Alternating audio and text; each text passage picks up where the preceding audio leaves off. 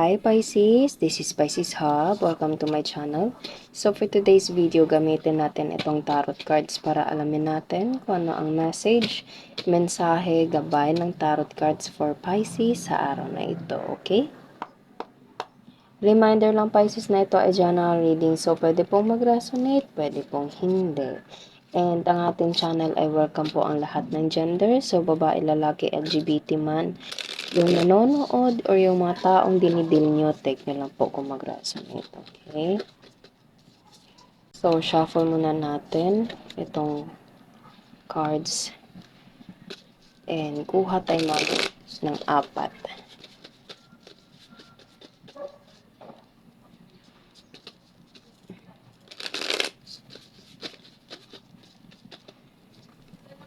So, ano po ang message niyo po for Pisces? 8 of Wands. Okay, so there's a message, mensahe, contact na pwede matatanggap mo Pisces. Pwedeng ito ay through message. So, it's all about money or it's all about something na you value the most. Okay? Pwedeng ito ay opportunity, trabaho, pera, or bagay na inaasam-asam mo or tao na inaasam-asam mo or kahit sino or ano yung sobra mo siyang bina-value, okay? So there's a big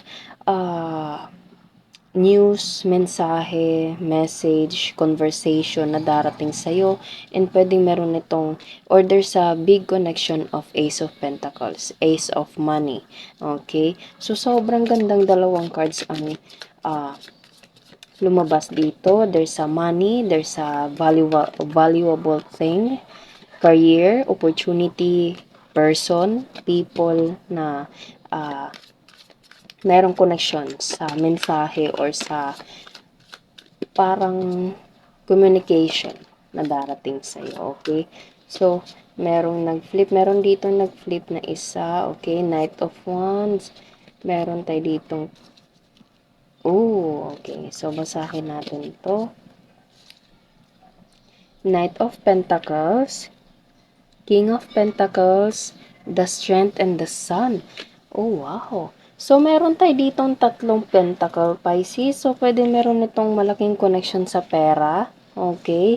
And, pwede meron itong connection sa King of Pentacles, King of Money, masculine energy na pwedeng magbibigay sa'yo or makikipag-communicate sa'yo gamit itong 8 of Wands natin. Lahat ng communication system, as long as mag-resonate po, take nyo lang. Pwedeng text, letter, email, chat, video call, or anything na merong connection. Pwede ding in person, okay? Na darating sa'yo na pwede meron itong connection sa pera, sa opportunity, sa trabaho, or sa specific person mo na sobra mong inaasam-asam, sobra mong minamahal, okay? Kahit ano po, or kahit sino man ito. Ace of Pentacles, it is a slow-moving, slow process, matagal na panahon, medyo mabagal yung proseso, pero darating at darating siya. It will surely happen, okay? Kasi Knight of Pentacles is something na parang process, okay, na parang matagal siya, mabagal, pero darating siya Pisces. Sure yun, okay? Walang makakapaghadlang, walang magbibigay ng something na balakid. Darating at darating siya sa'yo. Medyo mabagal lang or medyo matagal lang yung paghihintay, okay? Pero it's okay as long as darating siya. Okay? And meron nitong King of Pentacles na connection, so pwedeng you're dealing with someone na may masculine energy or kahit sino, babae, lalaki, LGBT man, na pwedeng magaling sa pinansyal. Pwedeng etong taong to is hardworking kasi King of Pentacles is all about opportunities, trabaho, pinansyal. Okay? Na pwedeng itong taong to is malaki yung parang katungkulan sa kumpanya, okay? Or pwedeng ikaw to Pisces na parang ganito yung magiging outcome when this 8 of Wands, Ace of Pentacles, and Knight of Pentacles is darating na sa'yo, okay? Magiging King of Pentacles ka, King of Money, okay? Or someone na mayaman or maayos yung pamumuhay, okay? Maraming connection, nakikita nyo, maraming vines card na nandito, si King of Pentacles.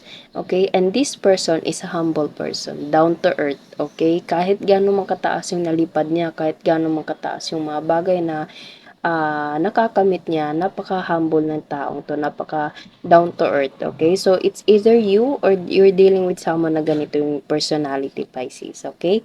So, sobrang ganda yung cards natin ngayon, walang halong negative, walang bad side, okay? Lahat sila, hindi ko na siya kailangang parang turn into a beautiful reading kasi sobrang ganda talaga ng cards natin ngayon. And meron pa tayo ditong dalawang major arcana, strength and the sun.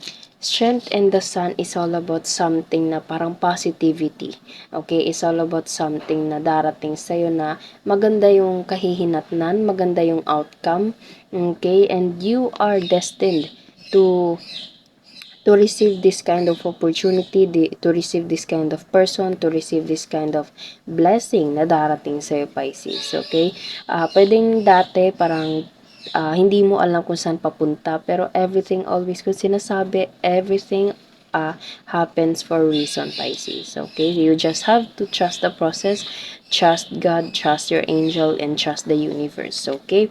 And the sun, yes, positibo lahat, maganda lahat, okay? The sun represents us parang happiness, good vibes, positive vibes, abundance. So, kikitang-kita nyo, merong malaking sun dito na sobrang liwanag, okay? So, pwedeng meron itong connection sa araw or pwedeng meron itong connection sa something na maliwanag, okay? Sobrang ganda talaga ng reading natin ngayon. Pero ang bottom of the reading is there is a conversation na darating sa'yo na meron itong connection sa Ace of Pentacles, Knight of Pentacles, slow moving siya pero darating siya sa'yo, and kay King of Money, King of Pentacles, okay?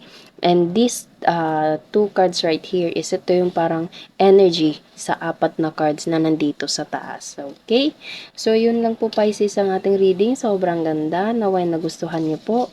Huwag niyo po sanang kalimutan na mag-like at mag-subscribe po sa ating channel and click the bell button para ma-notify po kayo sa next videos na i-upload natin. Okay? Thank you, Pisces, and God bless!